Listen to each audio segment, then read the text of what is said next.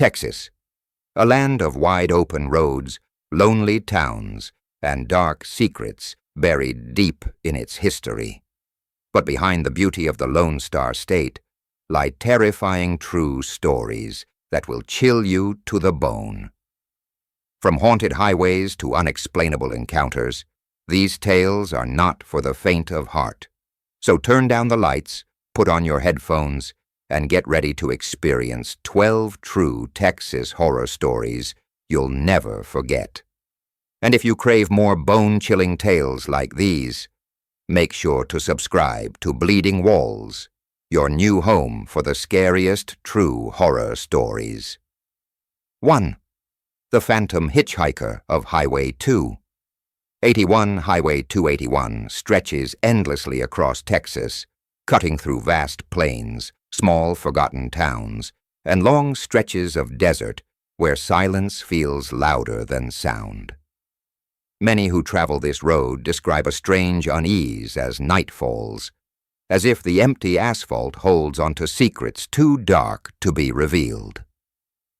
Truckers, late-night travelers, and weary locals have whispered about something or someone that waits on that lonely stretch of highway. They call it the Phantom Hitchhiker of Highway 281, and those who have seen it never forget the chill that followed. The story begins with a man named Carlos Ramirez, a truck driver who had been making long hauls across Texas for nearly 20 years. Carlos prided himself on his ability to stay awake on the road, sipping bitter coffee and blasting old Tejano music through the cab of his 18-wheeler. He had heard the stories of strange figures appearing along Highway 281, but like many seasoned drivers, he dismissed them as campfire tales meant to spook rookies. That changed one humid summer night in 1998.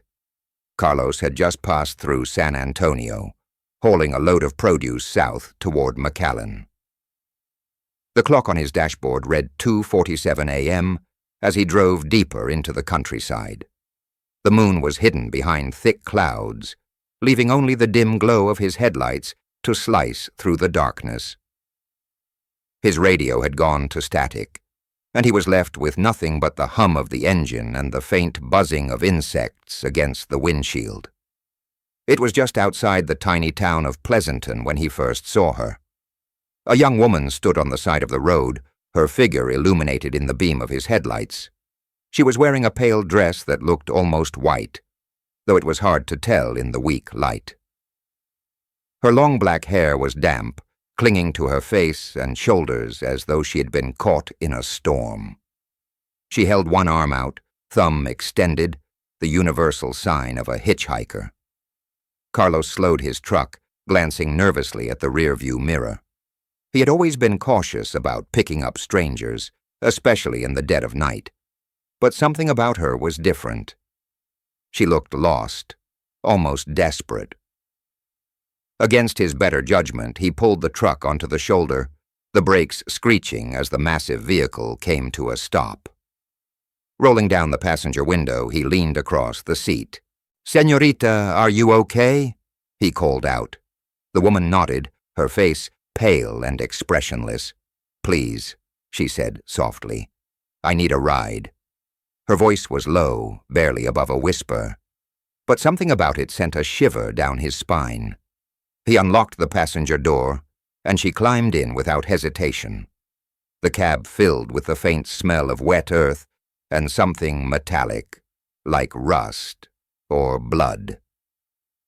Carlos tried to shake off the unease as he pulled back onto the highway.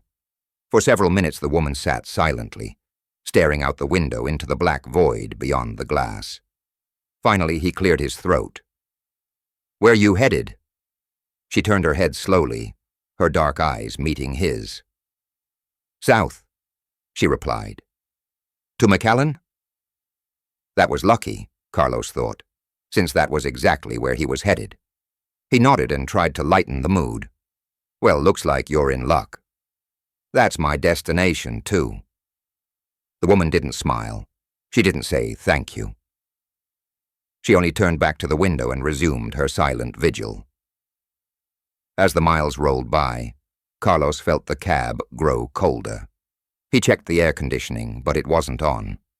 His breath began to fog slightly in the air, and a gnawing unease settled in his stomach. He glanced at the woman again. She hadn't moved an inch, her hands folded neatly in her lap, her face pale and unreadable. It wasn't until they reached a lonely stretch of road near Falfurrias that Carlos noticed something truly unsettling. He realized he hadn't seen her chest rise and fall with breath. She was perfectly still, unnaturally so. He rubbed his eyes, convincing himself it was exhaustion playing tricks. Gathering courage, he asked, "So, what were you doing out there all alone?" This time she turned her head sharply, her expression colder than before. "I was waiting," she said simply. "For who?" Carlos pressed. Her lips curled ever so slightly, not quite a smile, more like a grimace. "For you." The hair on the back of his neck stood on end. His grip tightened on the steering wheel, sweat breaking out on his forehead despite the icy air. He wanted to ask more, but something in her tone warned him not to. Instead, he focused on the road, praying for dawn to come quickly. After nearly 40 minutes of silence, the woman suddenly spoke again. Her voice was calm, almost detached. "Stop here." Carlos glanced out the window. They were in the middle of nowhere, just endless fields stretching into darkness. No houses, no gas stations, not even a road sign. "Are you sure?" he asked hesitantly. "Stop here," she repeated, firmer this time. His instincts screamed at him not to, but his hands moved on their own, guiding the truck onto the shoulder. The brakes hissed, and the truck came to a slow stop. Carlos turned to the passenger seat to protest, but the words died in his throat. The woman was gone. The door had never opened. He hadn't heard a sound. But the seat was empty, as though she had never been there at all. Carlos sat frozen, his heart hammering in his chest. The faint metallic smell still lingered in the cab, but the chill in the air had vanished. Trembling, he muttered a quick prayer and slammed his foot on the accelerator, desperate to leave that stretch of road behind. When he finally arrived in McAllen just before sunrise, he pulled into the truck stop diner and stumbled inside, pale and shaken. The waitress, a kind older woman with years of small-town wisdom etched into her face, took one look at him and frowned. "You've seen her, haven't you?" she asked softly. Carlos blinked. "What are you talking about?" "The hitchhiker," she said, lowering her voice. "The girl in white. People say she died on Highway 281 back in the 70s. Car accident. She waits for rides, and sometimes she makes it all the way here, to McAllen. But she never stays." Carlos felt the blood drain from his face. "You're telling me she's a ghost?" The waitress simply shrugged. "Call it what you want. All I know is you're not the first trucker to come in here looking like you've seen death itself. And you won't be the last." From that night forward, Carlos never doubted the stories of Highway 281 again. He continued to drive his routes across Texas, but whenever he approached that lonely stretch of road, he muttered a prayer under his breath and kept his eyes firmly on the asphalt ahead. To this day, travelers along Highway 281 whisper of the phantom hitchhiker. Some claim she appears in the dead of night, waiting silently for her next ride. Others say she sits in the back seat instead of the front, her cold eyes reflecting in the mirror until she vanishes without a trace. No one knows why she lingers or what she wants from those who cross her path. But one thing is certain. If you're driving through Texas in the dark hours of night and you see a pale figure in white standing by the roadside, think twice before you stop, because some passengers aren't meant to reach their destination. 2. The Screams of the Goatman's Bridge. In the quiet town of Denton, Texas, just outside Dallas, there's an old iron truss bridge that stretches across Hickory Creek. The locals know it as Old Alton Bridge, though most call it by its darker name, Goatman's Bridge. Rusted and weather-beaten, the bridge looks harmless in the daylight, even picturesque with its towering beams and overgrown trails. But when the sun sinks below the horizon, the place changes. Shadows gather thickly under the bridge, the air grows heavy, and if you listen closely, you might hear the screams of something that should not exist. The legend of the Goatman dates back to the 1930s, when a black goat farmer named Oscar Washburn made his living selling milk and meat on the edge of Denton County. Oscar was respected by many of the townsfolk, but his success brought him enemies as well, men filled with hate and prejudice. One night, a group of violent vigilantes dragged him from his home, bound his hands, and hung him from Old Alton Bridge. When they returned later to confirm his death, the body was gone. Some say the men were cursed from that moment, hunted one by a figure with the head of a goat and the body of a man. Ever since, stories of the Goatman have haunted the bridge and the woods that surround it. Generations of Texans have dared each other to visit the bridge at night. Some leave offerings hoping to appease the spirit. Others mock it, shouting insults into the void. The brave claim that if you knock 3 times on the iron beams, the Goatman will appear. But what happens after he does is something no one can fully explain. One summer evening in 2003, a group of college students from the University of North Texas decided to put the legend to the test. There were 4 of them: Michael, his girlfriend Sarah, their friend Derek, and a quiet girl named Jenna, who tagged along out of curiosity. They had heard the stories all their lives, but none of them truly believed. To them, Goatman's Bridge was nothing more than a relic, a place for teenagers to scare each other with ghost stories. Armed with flashlights, a case of beer, and reckless courage, they made their way down the dirt trail that led to the bridge. The air was still that night, the woods unnaturally quiet. No cicadas buzzed, no owls hooted.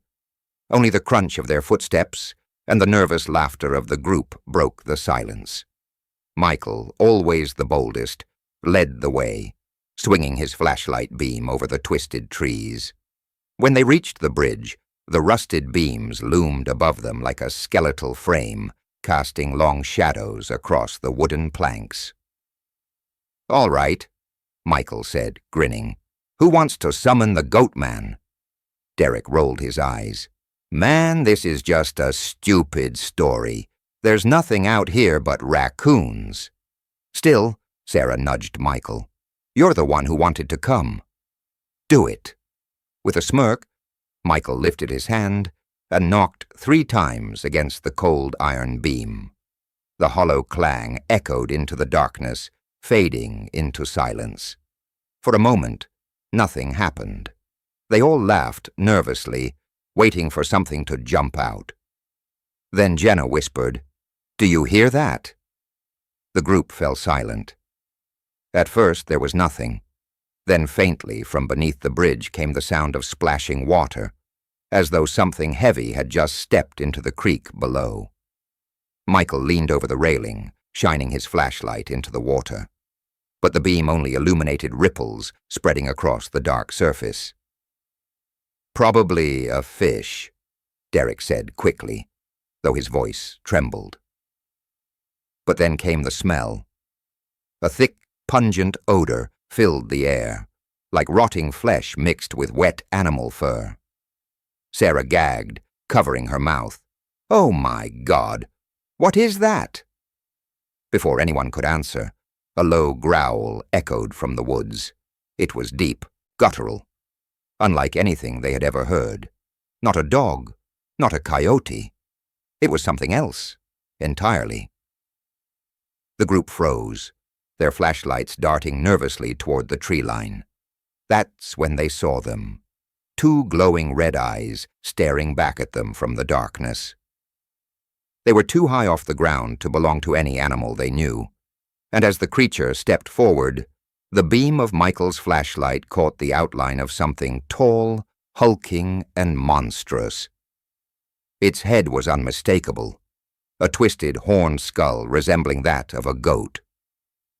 Its body, massive and broad-shouldered, seemed almost human, but covered in coarse, dark hair. The stench intensified as it stepped closer, the wooden planks of the bridge creaking beneath their feet. "Run," Jenna whispered, but her voice was drowned out by the sudden roar that tore through the night. The group bolted, sprinting back toward the trail, their flashlights bouncing wildly. Behind them, heavy footsteps thundered on the bridge, shaking the wood as if something enormous was giving chase. Sarah screamed as she stumbled, nearly falling, but Derek yanked her to her feet and dragged her forward. When they finally burst out of the trees and reached their car, Michael fumbled with the keys, his hands shaking violently. The moment the engine roared to life, they sped away, gravel spraying from the tires. None of them spoke until the lights of Denton finally came into view. It wasn't until later, when they gathered in Michael's apartment, that they noticed something terrifying. On the back of Michael's shirt were 3 deep scratches, long and jagged, as though something with claws had swiped at him. His skin beneath was raw and bleeding, yet none of them remembered him falling or brushing against anything sharp. For weeks afterward, the group was haunted. Sarah claimed she heard growling outside her window at night. Derek woke up screaming from nightmares of red eyes watching him from the corner of his room. And Jenna, the quietest of them all, swore she saw the figure standing at the edge of the woods near her dorm, watching silently before disappearing into the shadows. Word of their encounter spread through the campus, adding to the long list of stories surrounding Goatman's Bridge. Some dismissed it as a prank, a trick of fear and imagination. But those who believed knew better. They knew the Goatman had shown himself, and that he didn't let go of those who disturbed him so easily. To this day, visitors still flock to Old Alton Bridge, daring each other to knock 3 times and call his name. Some leave terrified, swearing they heard footsteps behind them. Others claim they felt hands pushing them on the bridge, though no one was there. And a few, the unlucky few, leave marked with scratches that no doctor can explain. Locals warn against visiting after dark. They say the Goatman doesn't just haunt the bridge. He follows you home, lurking in the shadows, waiting for the moment when your guard is down.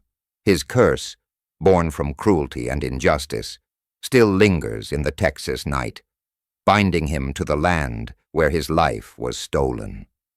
So if you ever find yourself on a lonely road near Denton, and someone dares you to visit Goatman's Bridge, think carefully before you go.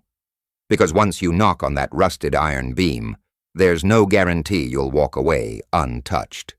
And if you hear a growl in the darkness, or catch the scent of death carried on the wind, it might already be too late. 3. The black-eyed children of Abilene, Texas, is like many small towns across the state. Quiet neighborhoods, wide open skies, and a sense of calm that makes it seem like nothing sinister could ever happen there. But ask the locals, and some will lower their voices and tell you a story that has spread far beyond Texas. It's the legend of the black-eyed children, strange, pale figures who appear at night, knocking on doors, asking for help. At first glance, they seem like normal kids, but one look into their jet-black eyes, and you know instantly these are not children. The earliest reports in Abilene date back to the late 1990s.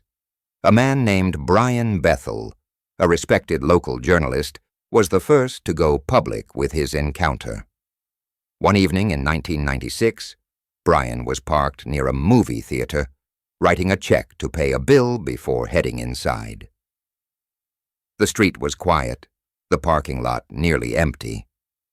He was so focused on his task that he didn't notice two boys approach his car until they tapped gently on the driver's side window. Startled, Brian looked up. Two boys, maybe 12 or 13 years old, stood outside his car. They were dressed in hoodies and jeans, nothing unusual, but something about them felt off. Their skin was pale, almost gray under the streetlight. Despite the warm evening, Brian felt a chill run down his spine. The boy closest to the window smiled faintly. "Sir, could you give us a ride? We just want to see the movie." "We forgot our money." His voice was calm, polite, but strangely flat, as if he were reading lines from a script. "Andy," Brian hesitated, his instincts screaming that something wasn't right. He glanced toward the theater. The last showing of the movie had already started. It didn't make sense.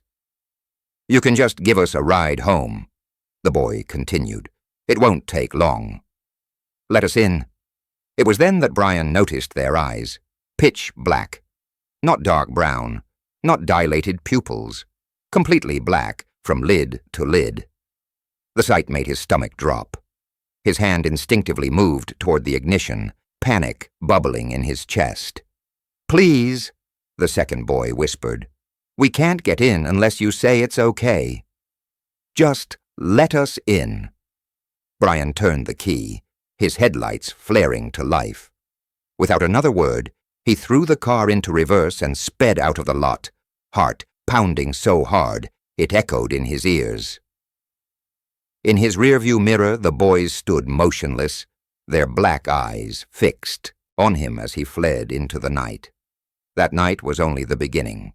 Since Brian's story spread, countless others in Abilene and across Texas have reported similar encounters, always at night, always with children who look just a little too pale, a little too calm, and whose eyes reveal something not human. One such story came from a young mother named Angela in 2007. She lived in a small house on the edge of Abilene with her toddler. It was a stormy night when she was awakened by a faint knocking on her front door. At first, she thought it was the wind rattling the screen, but then she heard it again, deliberate, steady knocking. Pulling her robe tighter around her, Angela crept to the door and peered through the peephole. Two children stood on her porch, a boy and a girl, no older than 10. Their clothes were simple, outdated, and oddly dry despite the rain that pounded the street. Angela cracked the door just an inch. "Can I help you?" she asked. The girl tilted her head, her voice eerily calm. "Please, ma'am. Can we come inside? We need to call our parents." Something about the way she spoke made Angela's skin crawl. She glanced toward the driveway. No cars, no signs of parents. "Where do you live?" she asked cautiously. The boy stepped forward, his expression blank. "Just, let us in." "We won't hurt you." That phrase, "we won't hurt you," set off every alarm in Angela's mind. She was about to slam the door shut when the girl lifted her face fully into the light. Angela gasped. The child's eyes were pure black, endless pools that reflected nothing. Behind her, the boy's eyes matched, gleaming like dark glass. Angela slammed the door, locking it, her hands trembling. The knocking grew louder, more insistent. "Let us in," the boy's voice echoed. "We can't come in unless you say yes." Angela grabbed her phone and dialed 911, her voice shaking as she explained the situation. When the police arrived minutes later, the porch was empty. Only rainwater pooled on the concrete where the children had stood. She never saw them again, but Angela swore that for weeks afterward, She felt like she was being watched. Sometimes she caught movement from the corner of her eye. A shadow in the hallway, a figure in the yard. But every time she looked, nothing was there. What are the black-eyed children? No one knows for sure. Some believe they're demons, using the guise of innocence to gain entry into homes and cars. Others think they're extraterrestrial, hybrids of human and alien blood. A few say they're restless spirits, cursed to wander, feeding on fear. But the most chilling detail in every story is the same. They cannot enter without permission. They ask, they beg, they plead for you to let them in. And those who do rarely speak of what happens next. A man from San Angelo once admitted to letting them into his home. According to his neighbors, he was found weeks later, gaunt and pale, his house abandoned. When asked what had happened, he only whispered, "Don't let them in. Never let them in." After that, he packed up and disappeared, leaving everything behind. In Abilene, the stories continue. People still report knocks at their doors late at night. Some say they've seen children standing beneath street lamps, motionless, watching silently. Others claim the black-eyed children appear in parking lots, gas stations, even along desolate highways, asking for rides. No one has captured them on film, and perhaps that's for the best. Witnesses say that looking too long into their eyes feels like drowning, as if your very soul is being pulled into a bottomless pit. So the next time you're driving through Abilene late at night, and you see two children standing by the roadside, don't stop. If you hear knocking at your door when the hour is late, think twice before opening. Because once you meet the black-eyed children, you'll never forget those eyes, black, endless, and hungry. And the question that will haunt you long after is not what they are, but what happens if you ever let them in. 4. The cursed town of Marfa's lights. West Texas is a place of vast deserts and lonely highways, where the horizon stretches endlessly beneath the skies filled with stars. It is beautiful and haunting all at once, the kind of place where silence feels alive. But outside the small town of Marfa, something strange has been happening for over a century. Something no science, no explanation, has ever fully solved. They call them the Marfa lights, glowing orbs that dance across the desert, mysterious and terrifying to those who dare to watch. The first recorded sighting dates back to the late 1800s, when ranchers reported strange campfires flickering across the horizon. They would ride out to investigate, only to find nothing there. As decades passed, more people claimed to see them, floating spheres of light, sometimes red, sometimes green or white, darting through the desert air with impossible speed. At first, locals dismissed them as lanterns, headlights, or tricks of the atmosphere. But as sightings grew, so did the unease. The lights didn't behave like anything natural. They weren't bound by the laws of wind or terrain. Some hovered low to the ground, others shot high into the air before vanishing in a blink. And sometimes, they didn't just appear in the distance, they came close.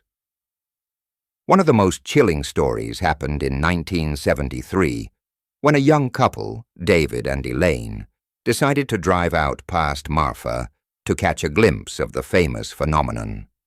They were high school sweethearts, curious thrill-seekers looking for an adventure.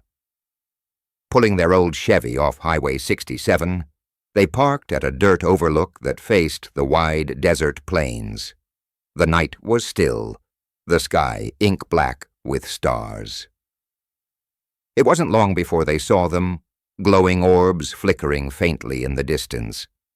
At first, the lights seemed harmless, almost beautiful, swaying back and forth like lanterns in the wind. Elaine gasped, clutching David's arm. "There! Do you see them?" David nodded, squinting. Yeah, but they're moving too fast. As they watched, one of the orbs suddenly shot upward, splitting into two before vanishing. Another glided closer, growing brighter, pulsing like a heartbeat. The couple sat frozen, torn between fascination and fear. Then the nearest orb surged forward. In a matter of seconds it had crossed the desert floor and hovered just yards from their car. It was the size of a basketball, glowing with an unnatural white light that seemed to hum in the air. The Chevy's engine sputtered, then died. Elaine screamed, fumbling for the door handle, but David grabbed her wrist. "Don't move," he whispered. His eyes were wide, reflecting the eerie glow. The orb floated silently, circling the car like a predator. The temperature inside the vehicle plummeted, their breath visible in the air. David tried turning the ignition, but the car remained lifeless. The radio crackled with static, hissing like a swarm of snakes. Suddenly the orb pressed against the passenger side window where Elaine sat. The glass glowed under its touch, vibrating violently. Elaine shrieked, pressing herself against David. For a moment she swore she saw something inside the light. A shadowy figure moving within, faceless but watching. And just as suddenly as it had appeared, the orb shot back into the night sky, vanishing into the stars. The car roared back to life, the radio falling silent. David floored the accelerator, their tires spinning in the dirt as they fled back toward Marfa. Neither of them spoke the entire drive, the only sound the pounding of their hearts.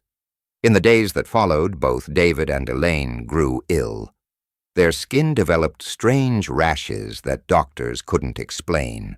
They complained of headaches, insomnia, and a constant feeling of being watched. Elaine even swore she saw glowing orbs outside her bedroom window at night, hovering just beyond the tree line. The couple eventually moved away from Marfa, desperate to escape, but the memories followed them forever. Years later, when asked about that night, Elaine said in a trembling voice, "Those lights weren't just lights. They were alive. Stories like David and Elaine's are not unique. Countless witnesses, tourists, locals, even scientists have described similar encounters. Some say the lights seem curious, following cars or hikers through the desert. Others report more aggressive behavior. Electronics dying, animals panicking, even people collapsing with nausea and fear when the orbs draw near. Skeptics argue the Marfa lights are nothing more than refracted car headlights or atmospheric illusions caused by temperature shifts. But locals scoff at that explanation. The lights were seen long before highways or headlights existed. And no simple trick of the atmosphere can explain the way. The orbs seem to think, to react, to choose who they approach. In 1981, a group of hunters camping outside Marfa claimed the lights appeared above their campfire. At first they thought it was a plane, but the orb hovered silently, pulsing brighter and brighter until their rifles jammed and their lanterns flickered out.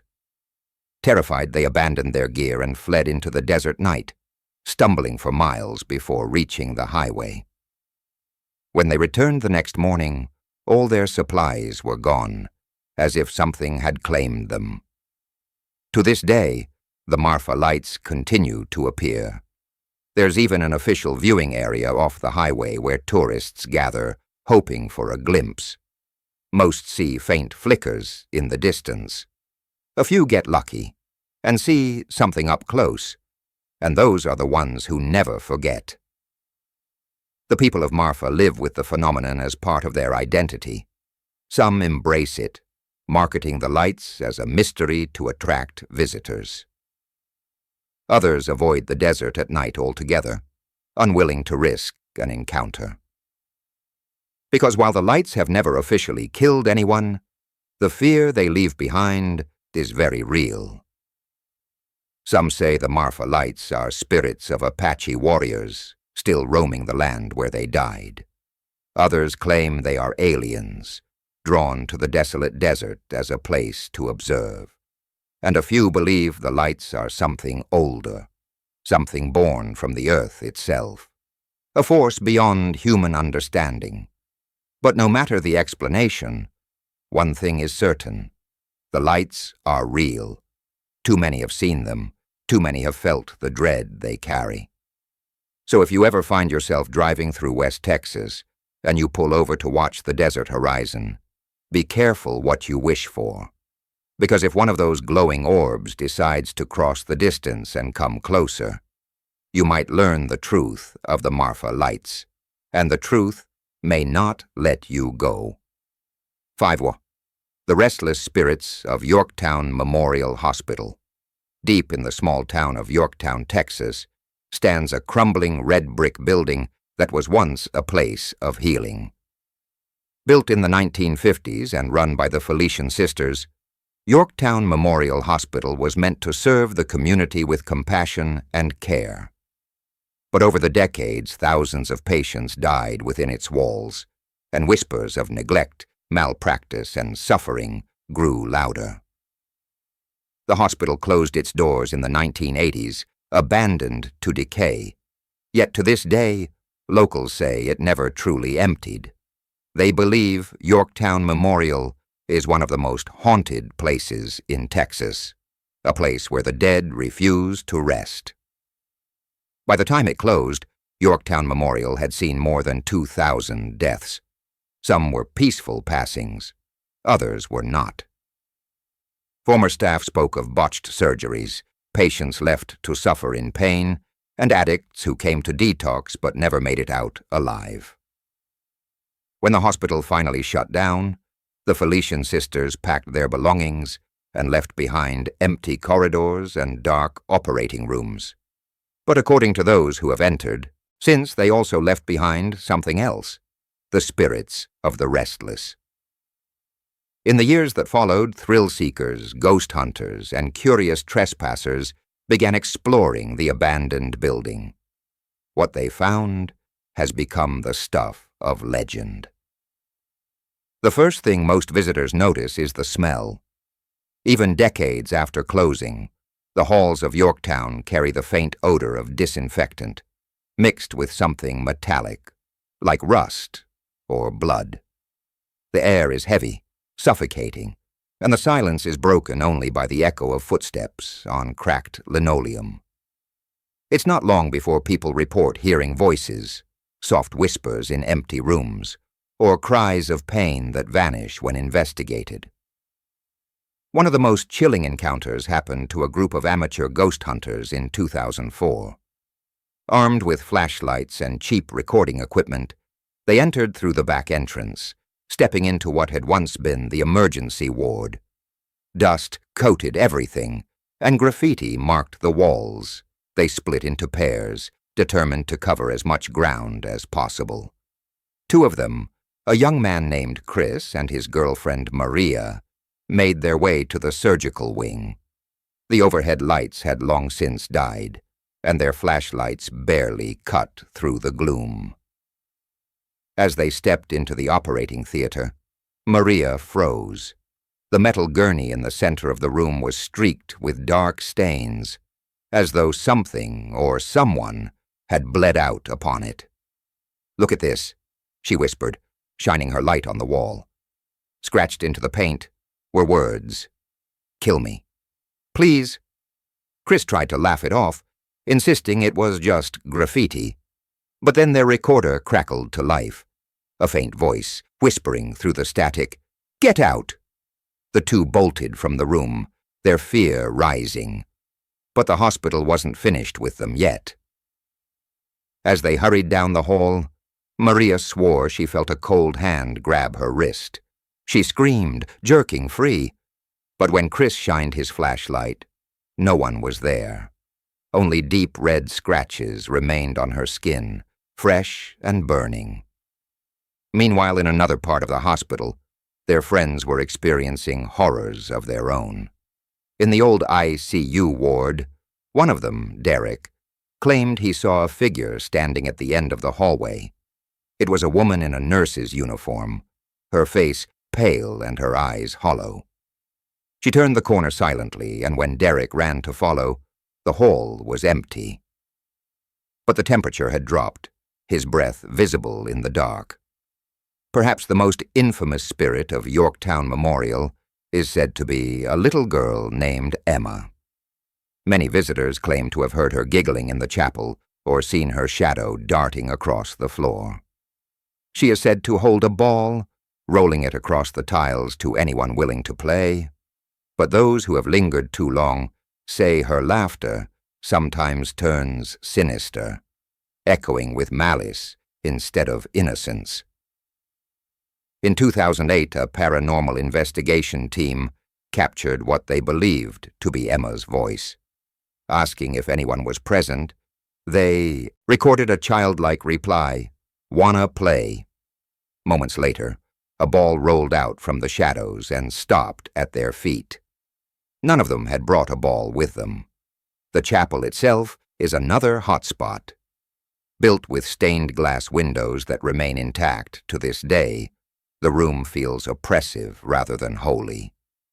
Visitors report feeling unwelcome as though unseen eyes watch from the pews. Some say they've been scratched inside the chapel, the marks appearing across their arms or backs without explanation. One priest who attempted to bless the space reportedly fled after hearing a growl so loud it rattled the glass. The basement, once used for storing bodies before transport, is perhaps the most feared location of all. Those brave enough to enter describe hearing gurney wheels squeaking along the floor, though no gurney is there. Shadows move against the walls, and a suffocating sense of dread presses down on anyone who dares to stay. More than one visitor has fled in tears, convinced something down there was watching, waiting. Skeptics argue the stories of Yorktown Memorial are just the result of suggestible minds in a creepy building. They claim drafts, mold, and acoustics are to blame for the eerie sensations. But the sheer number of witnesses, the scratches, the voices caught on tape, the glowing eyes seen in photographs, suggests otherwise. Too many people have left with wounds, recordings, or experiences they cannot explain. Local law enforcement often warns people away from the hospital, not just because it's dangerous structurally, but because of what lurks inside. Even hardened officers admit they won't patrol the grounds after dark. One retired deputy confessed that while investigating a break-in years ago, he and his partner heard footsteps following them down a corridor. When they turned, guns raised, no one was there. Yet the sound continued, pacing closer, until both men fled. Today, Yorktown Memorial stands as a decaying monument to both medicine and mystery. The town has embraced its reputation, allowing guided tours for those who dare. Ghost hunters from around the world visit, bringing advanced equipment, desperate to capture proof of the afterlife. Many leave convinced they have. But for the people of Yorktown, it's not a curiosity. It's a reminder. A reminder that the hospital still holds the pain and fear of those who died within its walls. That not all souls move on. If you ever find yourself in Yorktown, and curiosity tempts you to visit the hospital, remember this: those who enter often leave changed, some with scratches, some with voices on their recordings, and some with nightmares that never end. Because in Yorktown Memorial Hospital, the dead do not rest, and they don't want you to, either. 6. The Haunted Railroad of San Antonio. In San Antonio, not far from the city center, lies a stretch of railroad track that looks ordinary by day. Cars roll over the crossing, children ride their bikes across it, and the world moves along without pause. But ask anyone who has lived there long enough. and they'll tell you this isn't just another crossing. This is the site of one of Texas's most famous ghost stories, the haunted railroad where children's spirits push cars off the tracks. The legend dates back to the 1930s or 1940s, depending on who tells it. According to local lore, a school bus filled with children stalled on the tracks one foggy morning. Before the driver could restart the engine, a train barreled down the rails, slamming into the bus and killing everyone inside. The tragedy was said to be so horrific that the children's spirits never left. Instead, they remained, forever bound to the place of their death, determined to keep others from suffering the same fate. For decades, locals have claimed that if you park your car on the tracks, shift it into neutral, and wait, unseen hands will push your vehicle uphill and off the crossing.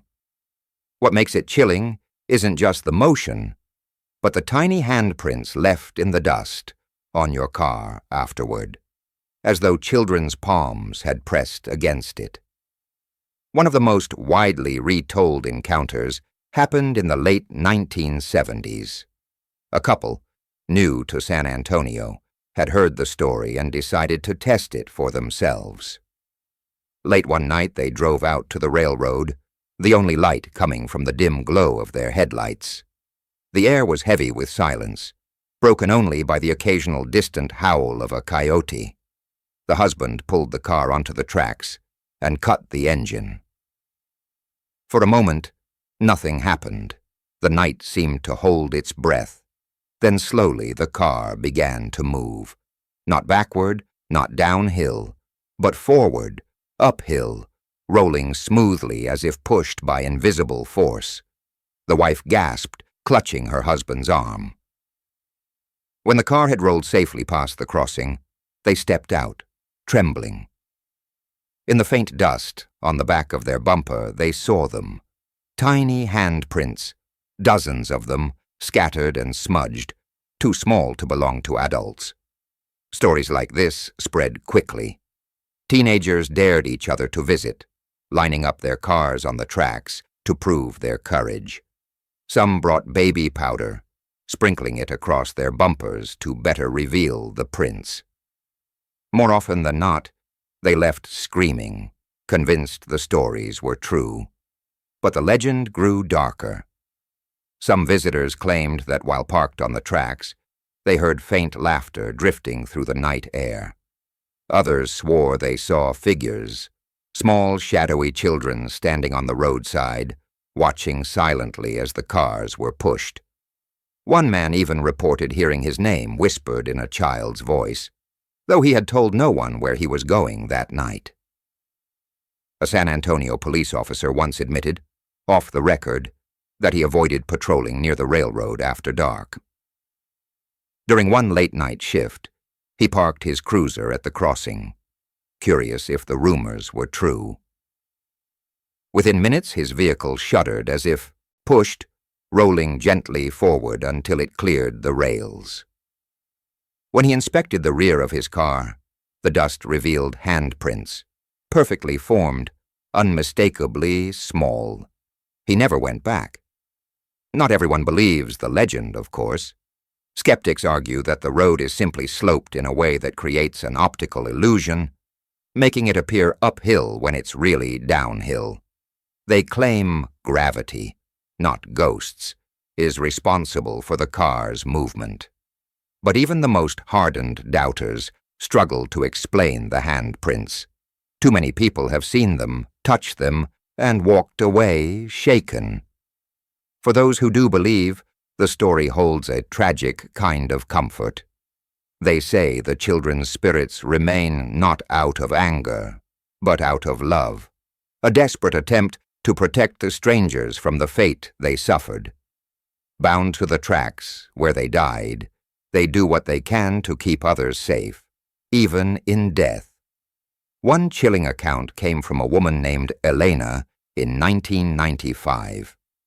She and her teenage son had been driving home late when their car broke down near the crossing. Panicked, Elena struggled to restart the engine, terrified that a train might appear at any moment. That's when the vehicle began to move on its own, gliding across the tracks until it was safely clear. Her son swore he felt a hand press gently against his shoulder during the motion, as though reassuring him. When they checked the bumper later, tiny prints covered it. Elena never doubted the story again. But not every encounter is so gentle. A few claim the children's spirits are not alone on those tracks. Some visitors report a darker presence, a shadowy figure that lingers nearby, watching. While the children seem intent on protecting, this figure radiates menace. One group of teenagers described hearing heavy footsteps approaching their car after being pushed off the tracks. They looked out the windows and saw a tall, dark shape standing near the road, motionless but watching. When they turned on their headlights, it vanished. Whatever the truth may be, the haunted railroad of San Antonio has become one of Texas's most enduring legends. Families still bring their children there, daring them to experience the phenomenon. Ghost hunters arrive with cameras and recorders, eager for proof. Some leave with nothing but skepticism, while others leave shaken, swearing never to return. For the people who believe, the story is simple. The children are still there, still trying to save lives. Their spirits linger not because of anger or malice, but because their deaths were sudden, unfair, and tragic. They protect because no one protected them. So if you ever find yourself in San Antonio and someone dares you to test the haunted railroad, remember this. It might just be an illusion, a trick of the slope and your imagination. But if your car moves, if you feel the gentle push of unseen hands, and if you see the prints left behind, too small to be your own, then you'll know the story is true. And you'll never cross those tracks the same way again. 7. The Lady of White Rock Lake. In the heart of Dallas, just northeast of downtown, lies White Rock Lake, a vast, shimmering reservoir that attracts joggers, picnickers, and families during the day. The waters reflect the Texas sun, and the parkland around it offers peace and beauty. But when the sun dips below the horizon, and the lake takes on its darker, moonlit sheen, locals whisper of a figure who walks the shoreline. She is known as the Lady of White Rock Lake, one of Texas's most chilling and persistent ghost stories. The first known accounts date back to the 1930s, though some claim the legend is even older. Drivers traveling along East Lawther Drive late at night reported picking up a young woman in a soaked white dress. She appeared disoriented, pale and shivering, her long hair clinging to her face as if she had just emerged from the lake. She would speak softly, politely, and ask for a ride home. One of the earliest and most famous stories involved a couple driving home from a dance. They spotted the woman walking along the roadside, barefoot and dripping wet. Feeling sorry for her, they pulled over and offered her a ride. She slid into the back seat, her damp dress soaking the upholstery. When asked what had happened, she explained simply, "I was in an accident. I need to get home." She then gave them an address in Oak Cliff, a neighborhood in Dallas. The couple drove her there in silence. When they arrived, the husband turned to tell her they had reached her destination, but the back seat was empty. The only trace she had left behind was a wet imprint where she had been sitting. Confused and shaken, the couple went to the door of the house and knocked. An elderly woman answered. When they described the young woman, her eyes filled with sorrow. "That's my daughter," she said quietly. "She drowned in White Rock Lake many years ago." Since then, countless people have claimed to encounter the Lady of White Rock Lake, Each story is eerily similar. A woman in a dripping white gown asking for a ride, vanishing before the journey is complete. Sometimes she disappears from the car seat. Other times she simply fades away before the driver's eyes, dissolving into mist. In the 1960s, a taxi driver reported picking her up near the lake. He described her as polite but distant, barely making eye contact. She gave him an address, and he drove without question. As he neared the destination, he glanced into the rearview mirror to ask about payment. She was gone. He later discovered the address belonged to a family who had lost a daughter to drowning in the lake decades earlier. The story spread, and White Rock Lake became a magnet for thrill seekers.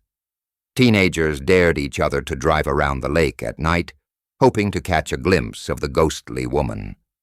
Some swore they saw her standing at the edge of the water, staring out across the dark waves as though waiting for something or someone. Others claimed she appeared directly in the road, forcing drivers to slam on their brakes, only for her to vanish before impact. But not all encounters were fleeting. In 1982, a man named David, an avid fisherman, had an experience that changed his life. He had gone to the lake late one summer night, hoping for solitude and a good catch. Around midnight, he noticed a figure moving along the shoreline. At first, he assumed it was another late-night visitor. But as the figure drew closer, he realized it was a woman, soaking wet, her white dress clinging to her body, her hair tangled and dripping. She stopped a few feet away and spoke softly. "Can you help me?" she asked. Her voice was calm, almost pleading. David nodded, stunned, and asked what was wrong. "I need a ride," she whispered. Against his better judgment, he led her to his truck, his heart pounding. She climbed into the passenger seat, her dress soaking into the fabric. As he drove, she gave him an address on Gaston Avenue. He tried to make conversation, but she remained silent, staring straight ahead. When he turned onto Gaston and pulled up to the house number she had given, he glanced over. The seat was empty. His truck's fabric was damp, the scent of lake water heavy in the air. Terrified, he ran to the front door. A man answered, and when David stammered out his story, the man sighed heavily. "That sounds like my sister," he said. "She drowned years ago in White Rock Lake." What unsettled David most wasn't the vanishing act. It was the detail no one else seemed to mention. During the entire drive, he had glanced repeatedly at the woman, and though her features were blurred in the dim light, her eyes had seemed wrong. They were pale, milky, like those of someone who had drowned.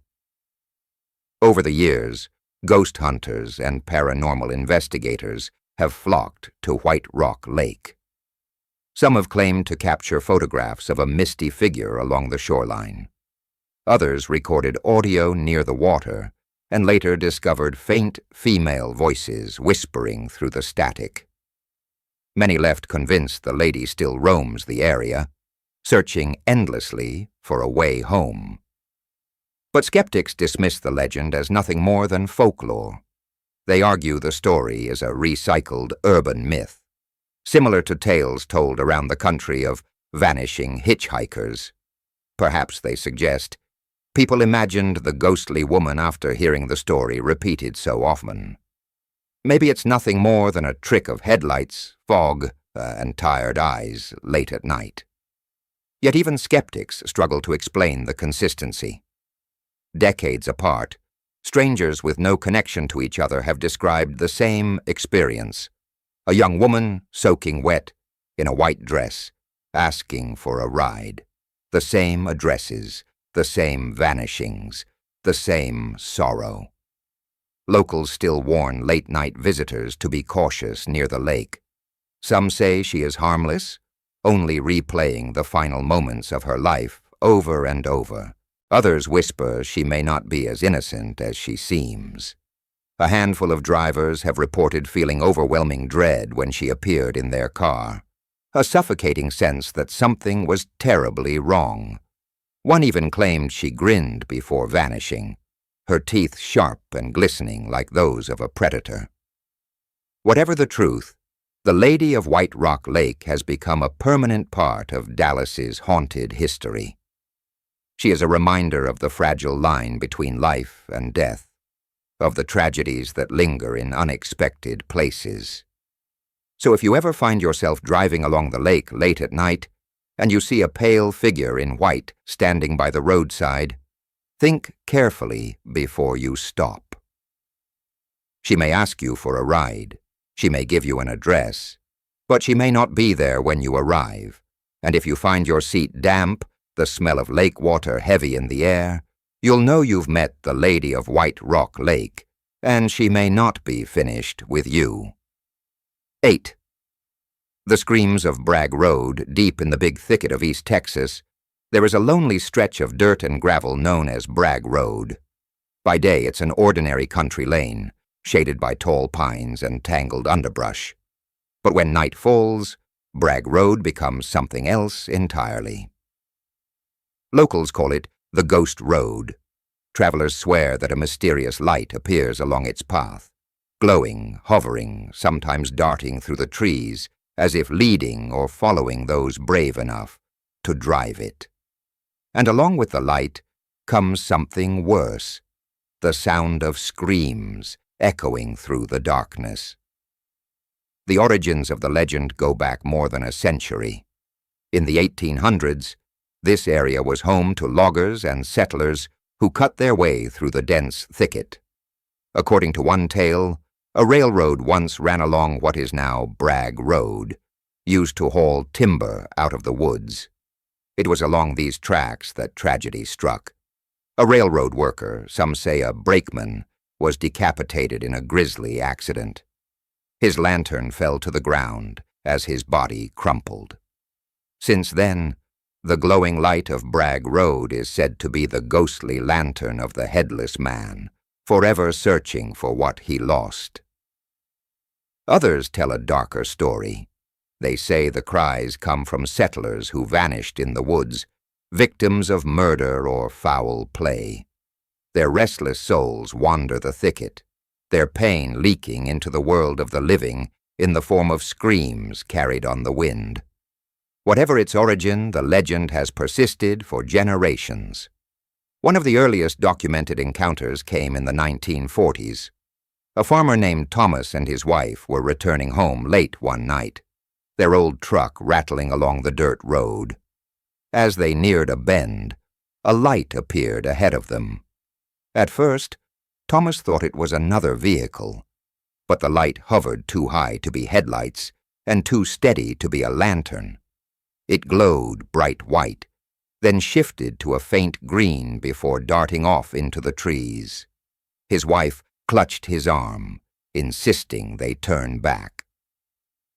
As Thomas hesitated, a sound split the night, a long, high-pitched scream that seemed to come from everywhere at once. Shaken to his core, Thomas spun the truck around and never drove Bragg Road after dark again.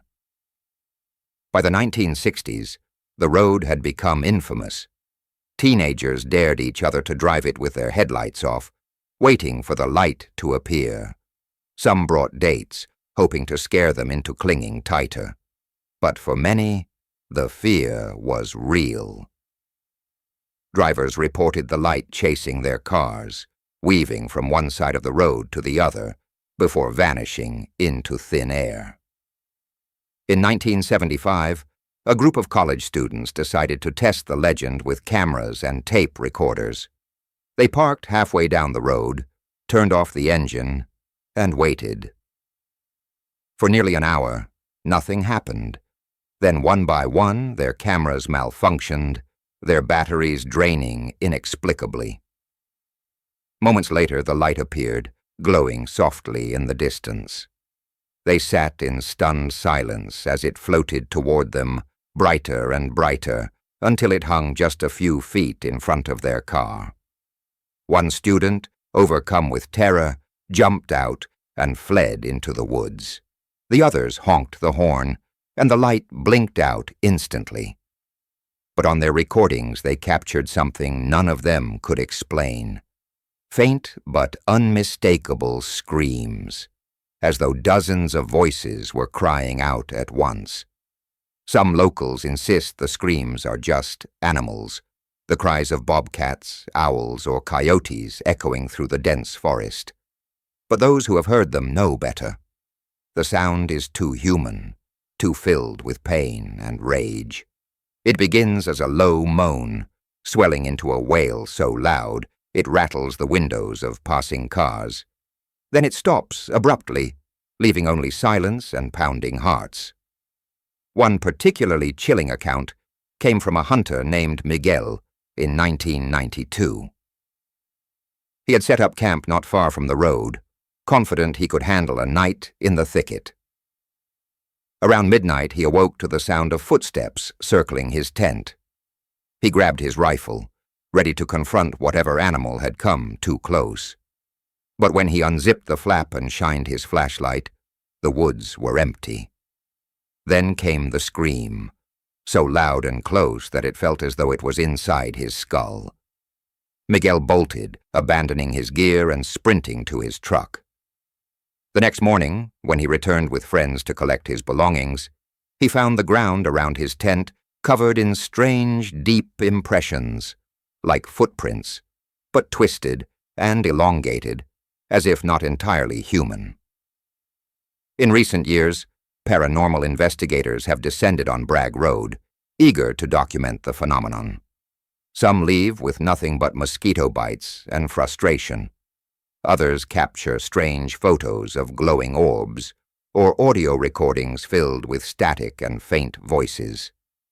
One team even claimed to see a headless figure carrying a lantern, walking slowly along the tree line before vanishing into the night. Skeptics argue that car headlights from distant highways reflect through the trees, creating the illusion of a ghostly light. They claim the screams are simply wind or wildlife, but believers counter with one undeniable truth. Too many people have experienced it firsthand, and too many accounts describe the same thing. Bragg Road has become a destination for thrill seekers, but locals warn against it. They say the road has a way of luring people deeper into the woods, disorienting them. More than one visitor has reported getting lost after leaving their car, wandering for hours before stumbling back to the road. Some never returned at all. The town has embraced the legend, erecting signs along the road calling it the Ghost Road Scenic Drive. But ask the older generation, and they'll tell you it's not a joke. The road is cursed, they say, soaked with the pain of those who died there, and the spirits are restless. If you ever find yourself driving down Bragg Road at night, remember this: the light may appear ahead of you, glowing softly in the dark. You may be tempted to follow it, to see where it leads. But if you do, you might also hear it, the screams, echoing through the trees, filling the night with terror. And once you've heard them, you'll never forget. Because the Ghost Road doesn't just want to be seen, it wants to be heard. 9. The Demon Dog of Galveston Island. Galveston, Texas, is known for its sandy beaches, historic architecture, and the hurricane that nearly wiped it off the map in 1900. But beneath the salt air and coastal charm lies a legend darker than any storm, a tale whispered among fishermen, sailors, and late-night wanderers. They call it the Demon Dog of Galveston, a monstrous black hound said to stalk the island's streets and shores, its glowing red eyes promising death to anyone who dares cross its path. The origins of the legend are murky. Some say the beast first appeared after the great hurricane of 1900, when thousands perished and the island became a mass grave. Others believe it's far older, tied to pirate lore from the 1800s. Jean Lafitte, the infamous French pirate who once ruled Galveston, was rumored to have practiced dark rituals, calling upon spirits to guard his treasure. Locals whisper that the demon dog is the result of those rituals, a guardian cursed to roam the island for eternity. What sets this tale apart is not just the stories, but the sheer consistency of them. Witnesses separated by decades describe the same thing: a massive black dog, larger than any natural hound, with matted fur, a stench of decay, and eyes that burn like embers. It makes no sound when it moves, no panting, no growling, only silence, broken by the heavy thud of its claws on cobblestone. And those who see it are said to suffer misfortune, injury, or death soon after. One of the earliest accounts came in 1915 from a dock worker named Samuel. He had been walking home from the harbor late at night after a long shift unloading cargo. The streets were quiet, the gas lamps casting weak pools of light. As he turned a corner, he froze. There, in the middle of the road, stood the beast. Its shoulders were as high as his chest, its black fur ragged and damp, as though it had risen from the sea itself. Its eyes glowed red in the darkness. Samuel gripped his lantern, ready to swing it in defense, but the dog didn't move. It only stared, unblinking. Then, without warning, it lunged forward, covering the distance in seconds. Samuel raised the lantern, but before it struck, the beast vanished into thin air. Shaken, Samuel ran the rest of the way home. 2 days later, a cable snapped at the docks, crushing him beneath a crate of cargo. His friends swore it was the curse of the demon dog. By the 1940s, the legend was deeply rooted in Galveston lore. Soldiers stationed on the island during World War II told stories of encountering the beast while on night patrols.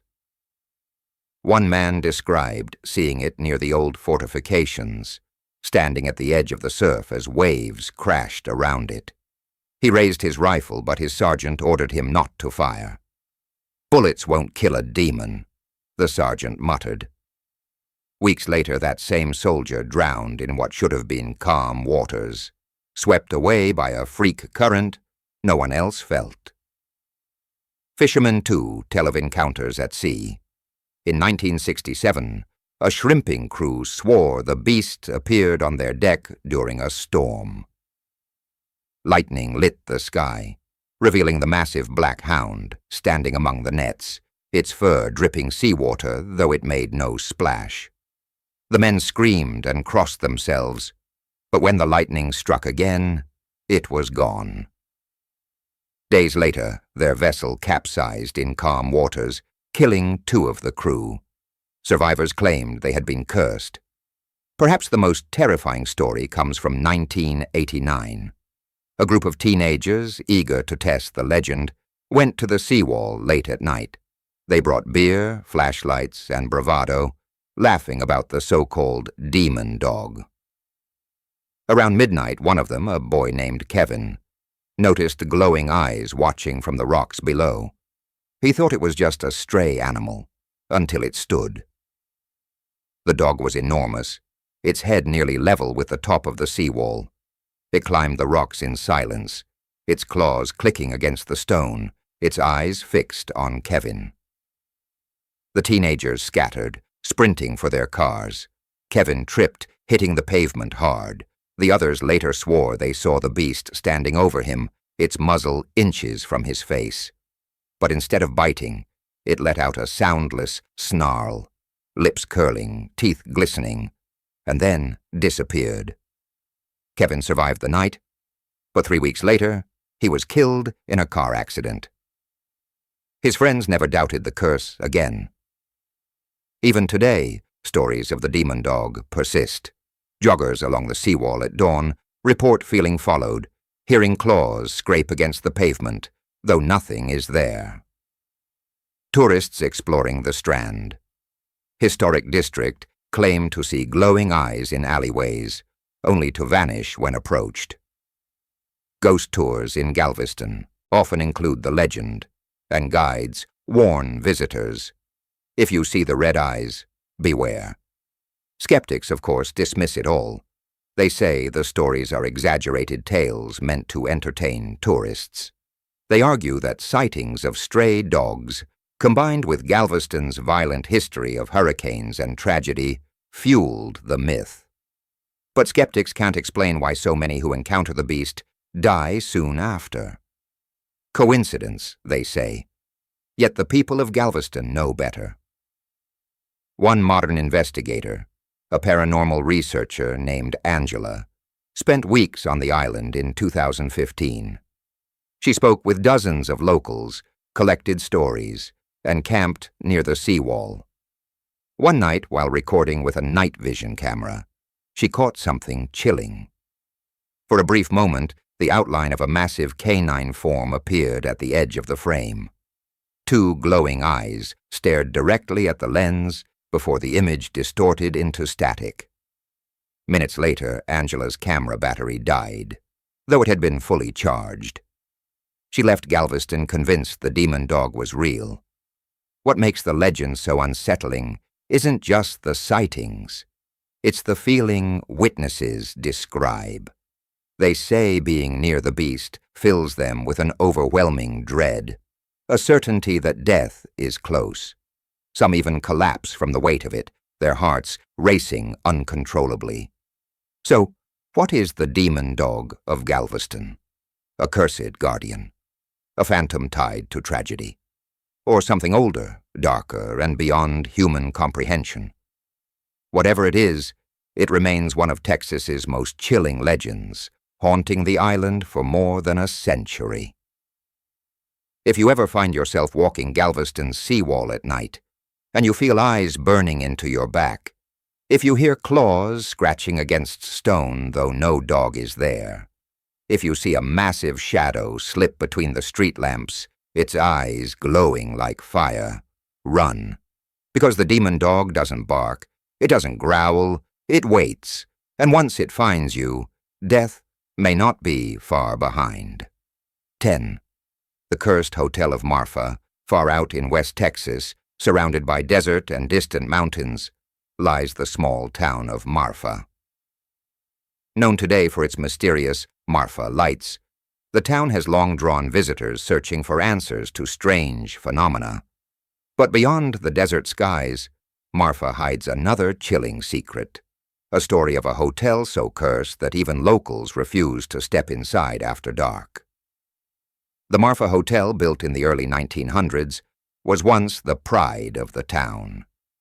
With its high ceilings, polished wood floors, and elegant chandeliers, it attracted travelers, railroad men, and ranchers passing through the harsh desert.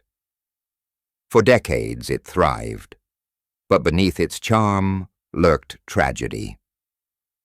Guests vanished without explanation. A woman fell from the third-floor balcony, her body discovered twisted on the street below. A fire in the kitchen claimed the life of a young cook, and a brutal murder in one of the suites left the room soaked in blood. By the 1950s, whispers spread that the hotel was cursed. Travelers who stayed often reported nightmares so vivid they woke screaming. Some swore they saw shadowy figures at the foot of their beds. Others said they felt hands grabbing them in the dark, only to find themselves alone. The staff grew uneasy, and eventually the hotel shut down. But closing the doors didn't stop the stories. It only made them darker. One of the most persistent legends is that of the woman in room 309.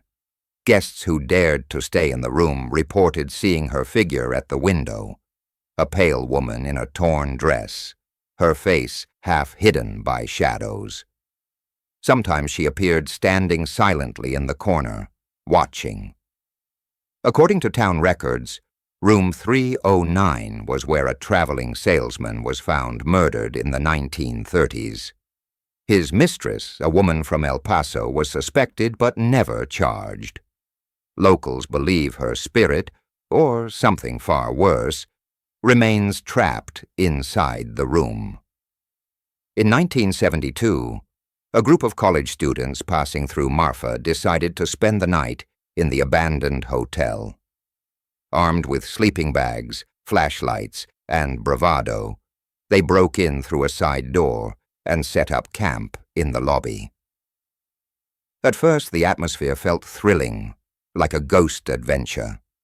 But as midnight approached, the air grew heavy, and the building creaked as though settling into something darker.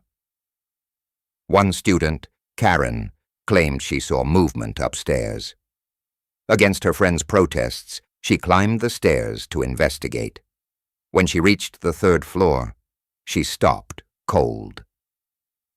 At the far end of the hallway, standing beneath the dim glow of the moonlight, was a woman in a torn dress. Her face was obscured, her head tilted at an unnatural angle. Karen called out, but the figure did not move. Then, slowly, it began walking toward her, its steps soundless, its body gliding rather than moving. Terrified, Karen bolted back down the stairs. When her friends shined their flashlights, the hall was empty. That night, the group fled the hotel, leaving their sleeping bags behind. They swore they would never return.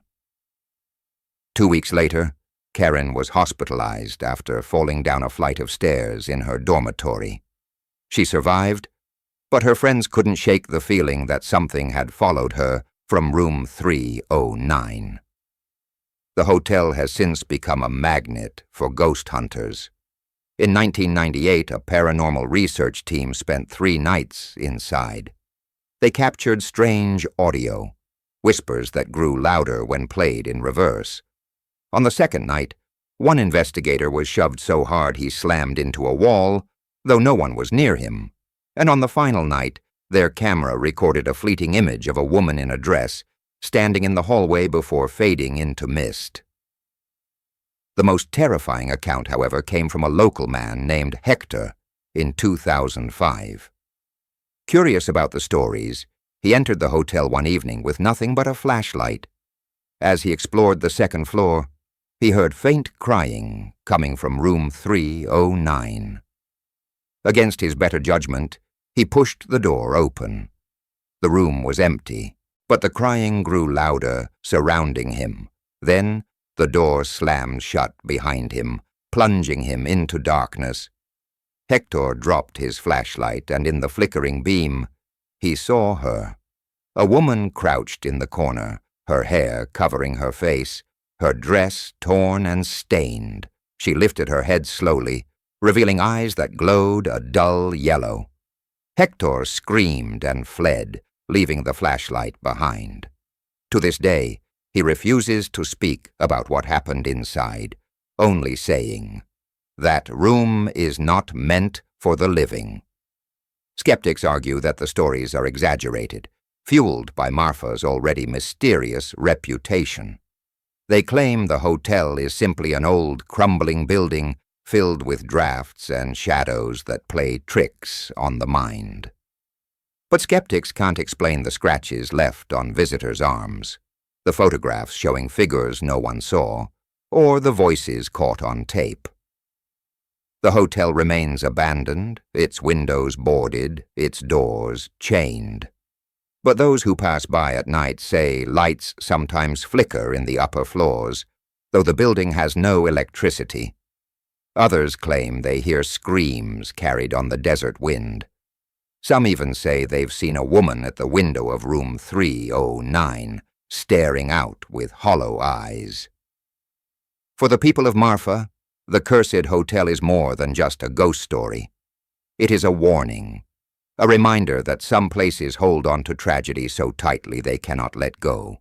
If you ever find yourself in Marfa, and curiosity tempts you to seek out the hotel, remember this: you may not find an empty building.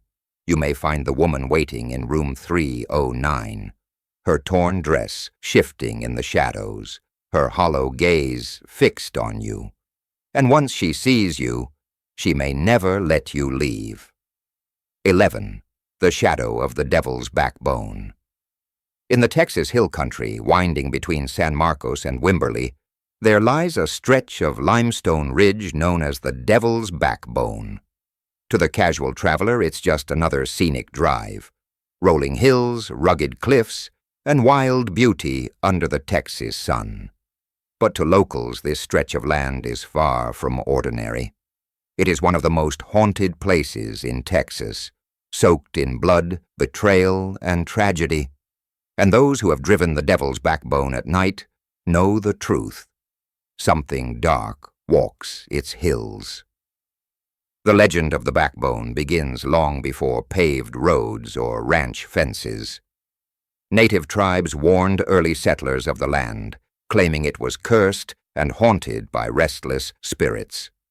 The ridge was the site of brutal battles, both between tribes and later between settlers and Comanche warriors. Blood spilled on the limestone, and according to local belief, the land absorbed it. The result was a place where the dead do not rest. During the Texas Revolution, soldiers marched across the Backbone, many never returning. The Civil War saw deserters and soldiers alike executed in its valleys. Bandits used the cliffs as hideouts, ambushing stagecoaches and leaving bodies behind. Each tragedy added another layer of darkness. By the late 1800s, cowboys spoke of seeing ghost riders galloping along the ridge at night, their horses' hooves silent, their faces hidden beneath wide-brimmed hats. But the most enduring legend of the Devil's Backbone isn't about soldiers or bandits. It's about the Shadow Man.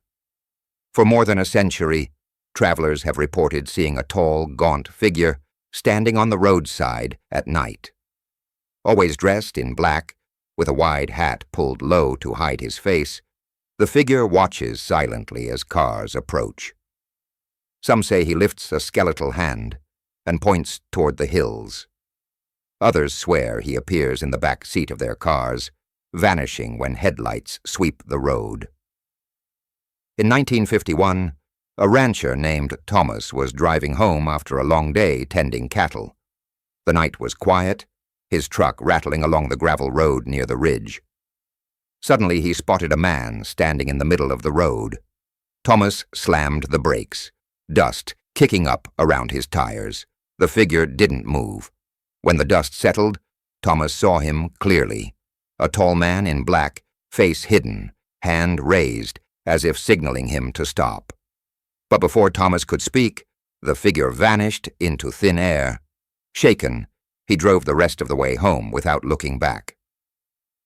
The next morning, he discovered one of his cattle mutilated, its body torn open, no sign of predators nearby.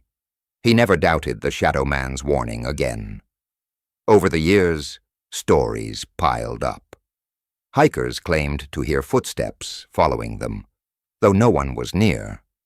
Campers woke to find strange hoofprints circling their tents.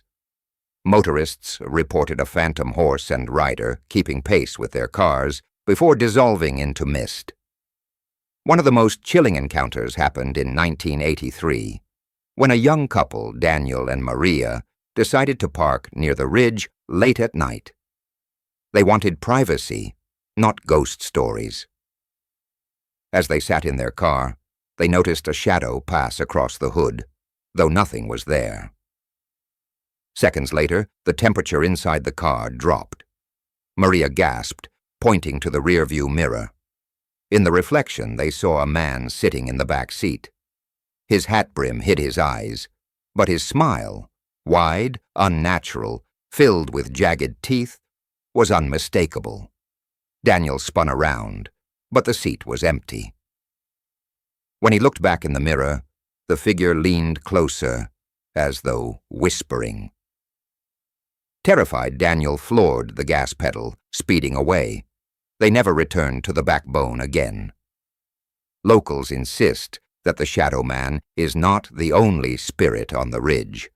Some tell of a Confederate soldier who marches endlessly, his rifle in hand, searching for comrades long dead. Others speak of a weeping woman heard near Purgatory Road, her cries echoing through the canyons. Still more tell of spectral horses, their eyes glowing red as they charge across the cliffs, only to vanish before hitting the ground. Paranormal investigators have made the backbone a frequent stop.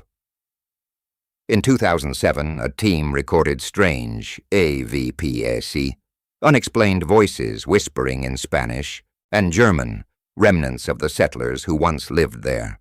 One voice, clear as day, said, "Get out."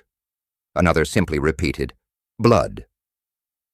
On thermal cameras, investigators captured the outline of a man standing near a tree, though no one was physically present. Even skeptics admit there is something unusual about the devil's backbone. Strange mists appear on clear nights, swirling shapes that look like riders on horseback. Animals avoid certain parts of the ridge, howling and growling when forced near. And cell phones and radios often fail, as if the land itself swallows sound and signal alike.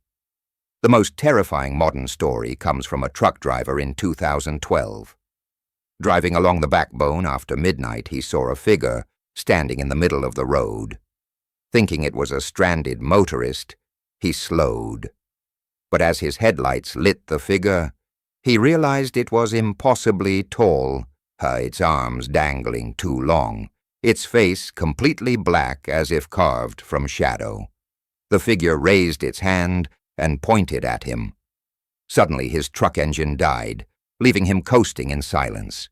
When the truck finally rolled to a stop, the figure was gone. Minutes later, the engine roared back to life. The driver refused to take the backbone ever again. For those who live nearby, the Devil's Backbone is a place of respect and fear. Many won't drive it at night. Parents warn their children not to wander the ridge, and those who've seen the Shadow Man carry his memory forever. So what is the Devil's Backbone? A cursed land soaked in blood? A thin place where the veil between the living and the dead wears thin? Or is it simply a road haunted by the weight of Texas history, where too much tragedy has stained the earth? Whatever it is, the stories continue. The Shadow Man still waits on the roadside. The ghost riders still gallop in silence, and the cries of the lost still echo through the limestone cliffs. If you ever find yourself on that lonely stretch of Texas road, driving under the stars, and your headlights catch a tall figure in black watching from the ridge, don't stop, because the Devil's Backbone has claimed too many already, and once the Shadow Man sees you, he may not let you leave unscathed. 12.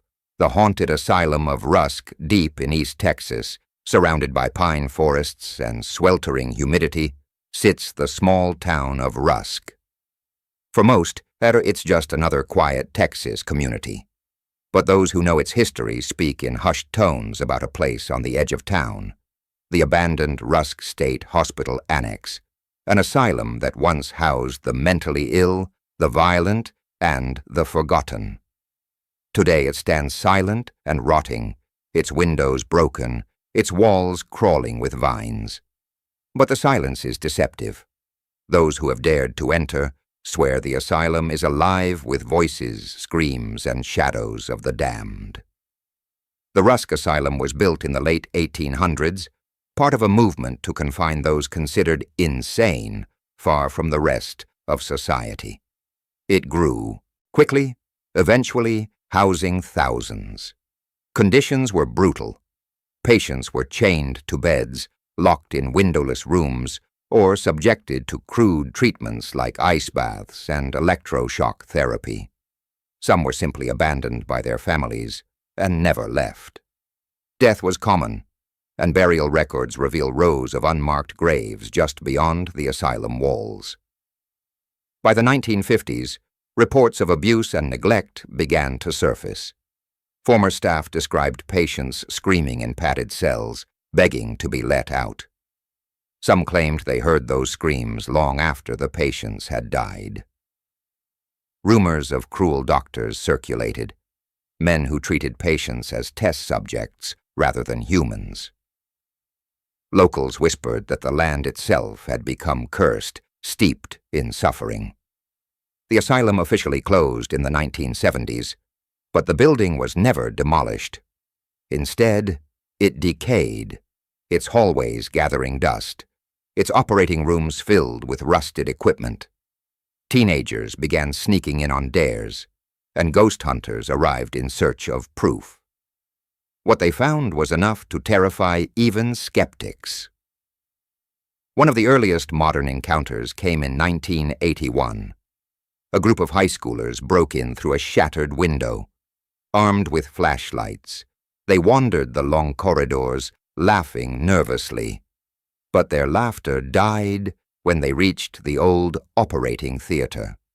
In the center of the room sat a rusted gurney, restraints still attached. One boy swore he saw a figure lying on it, thrashing violently as if strapped down. When the others shined their lights, the gurney was empty.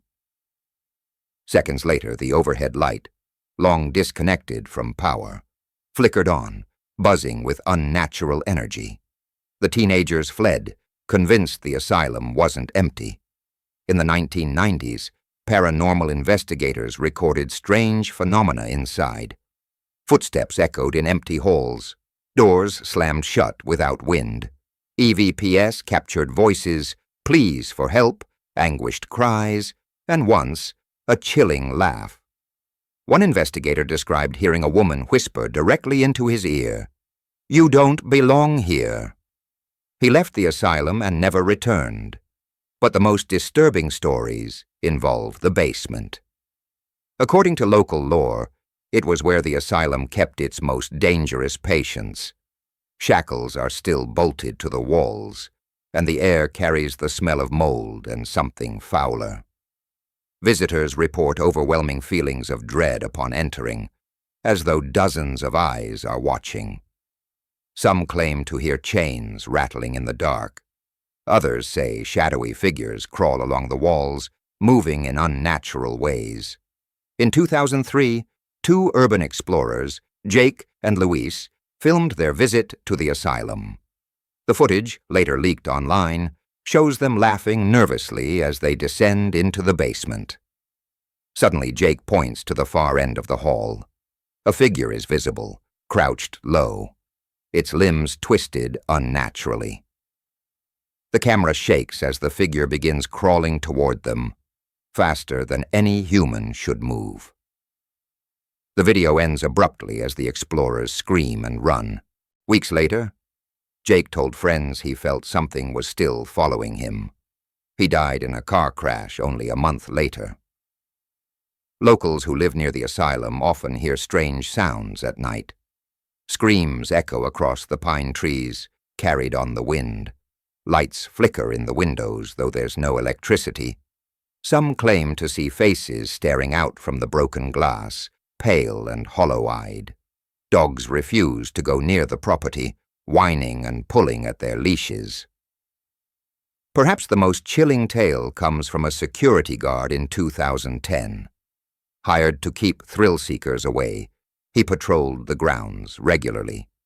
One night, while walking past the main entrance, he heard footsteps behind him.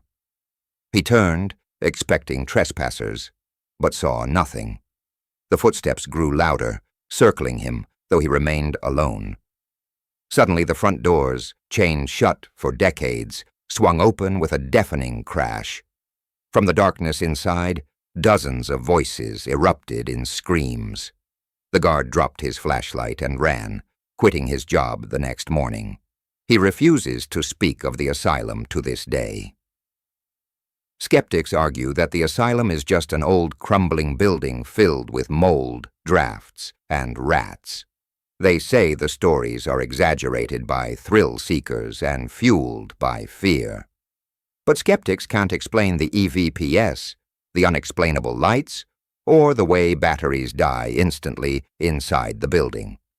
They can't explain why so many who enter leave changed, haunted, sick, or scarred.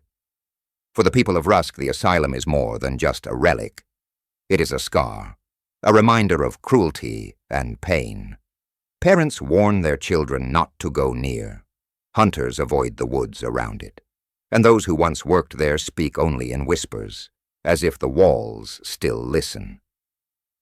If you ever find yourself in East Texas, and curiosity tempts you to seek out the asylum, remember this: some doors should never be opened, some halls should remain silent, and some screams should be left to fade in the past. Because inside the asylum of Rusk, the patients never left. They are waiting, and if you enter, they may decide you belong with them.